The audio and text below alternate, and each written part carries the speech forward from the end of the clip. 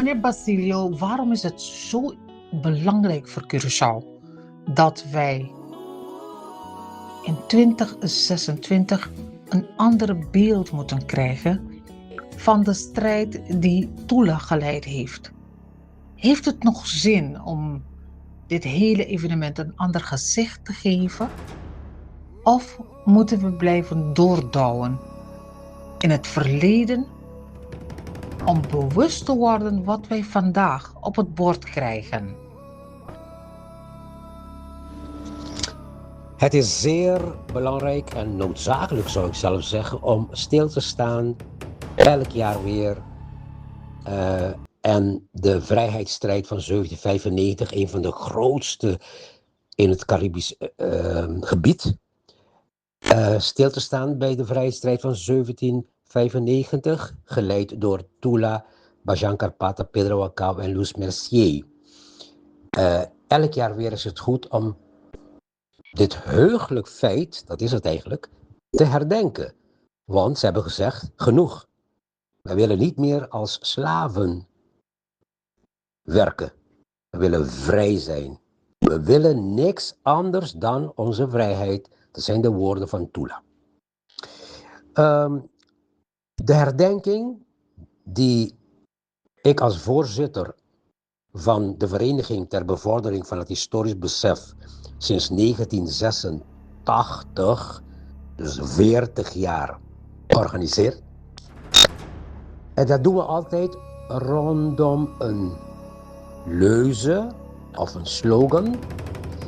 Maar we hebben ook een rode lijn die loopt van verleden naar heden naar toekomst. Dus wat wij altijd sinds 1986 doen bij de herdenking, is niet zomaar alleen stilstaan bij wat er gebeurd was op 17 augustus 1795 en de dagen daarvoor en daarna.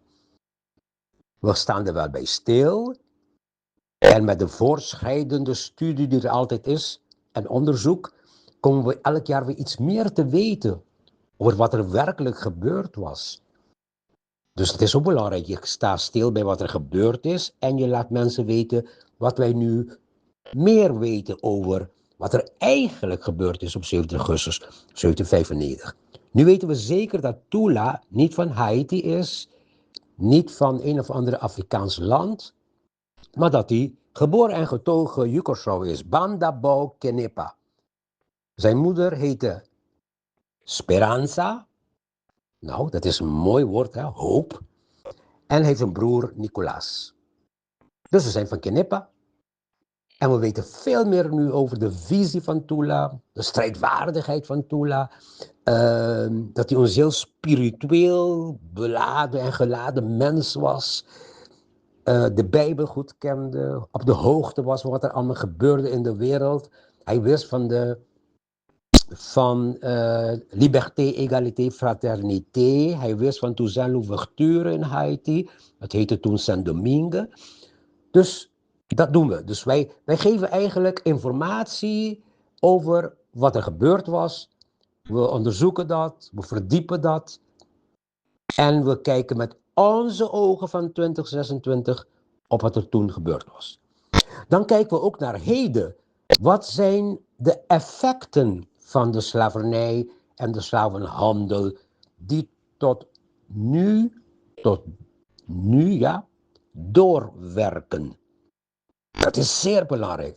Dus het is niet alleen maar stilstaan bij het verleden, het is ook het heden. Wat zijn de effecten van de slavernij die meer dan 200 jaar geduurd heeft?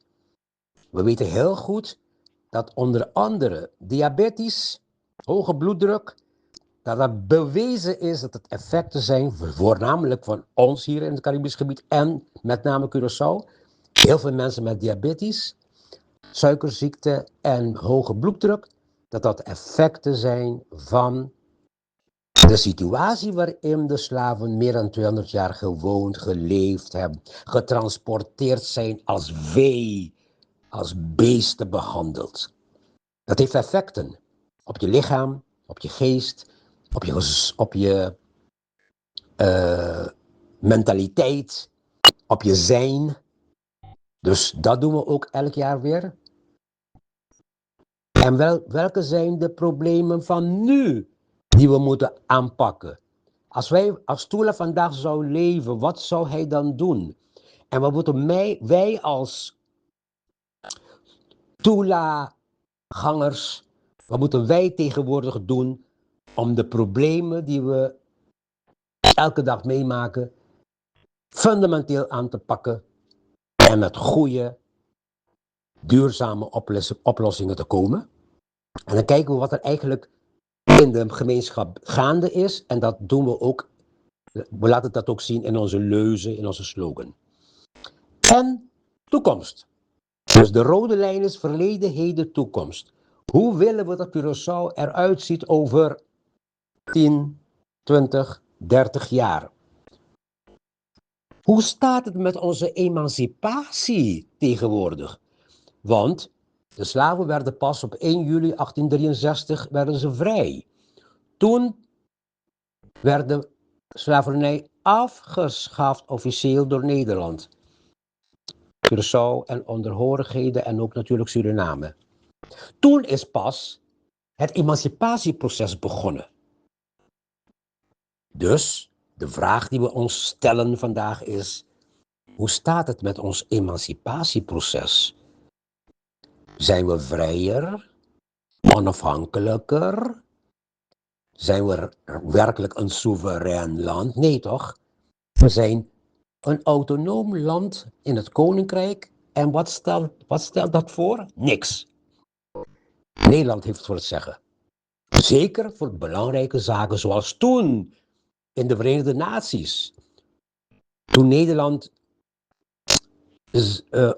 niet alleen Nederland, maar het Koninkrijk der Nederlanden hun stem hadden moeten laten klinken ten aanzien van de resolutie van Ghana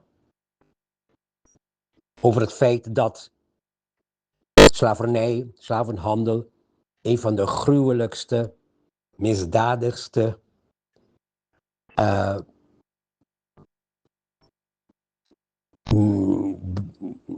delicten is van de mensheid. Toen heeft Nederland nog voor, nog tegen gestemd. Nederland heeft zich onthouden van stemming. En daar waren wij niet mee eens. Maar Nederland raadpleegt ons niet voordat hij naar de Verenigde Naties gaat en kijken van hé, wat denken jullie ervan? Want ik sta daar ook in jullie naam. Nou, niet in onze naam hebben ze dat naar voren gebracht, want wij zijn wel voor. Wij zouden wel voor stemmen. Voor de resolutie van Ghana. En toen we Nederland gevraagd hebben van waarom heb je dat gedaan? Oh, heb mijn excuses. Zoals altijd. Sorry. Excuses. Ik ben jullie vergeten. Zoals altijd. Maar het ergste vind ik toen men de premier gevraagd heeft van maar zou je anders gestemd hebben?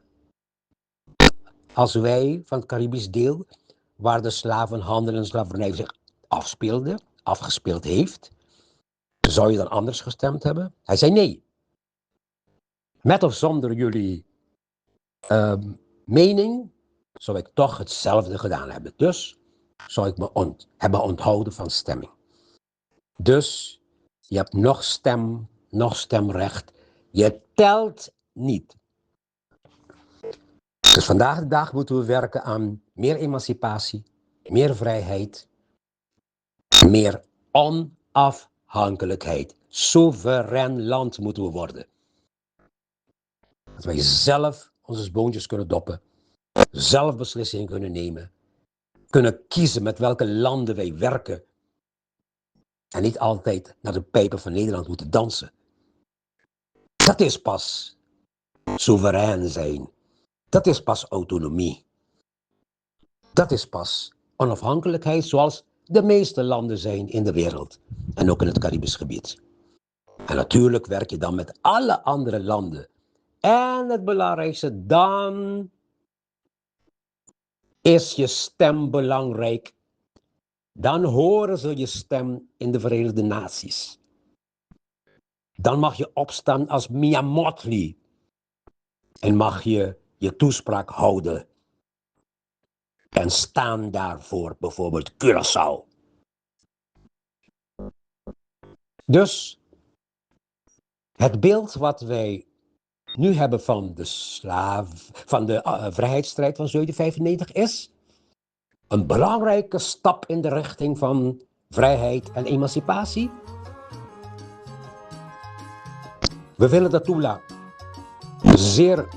heel duidelijk was in zijn visie, in zijn strijdvaardigheid, in zijn moed, in zijn doelen. En we vinden hem een zeer goed voorbeeld van leiderschap. En onze leiders kunnen ontzettend veel daarvan leren.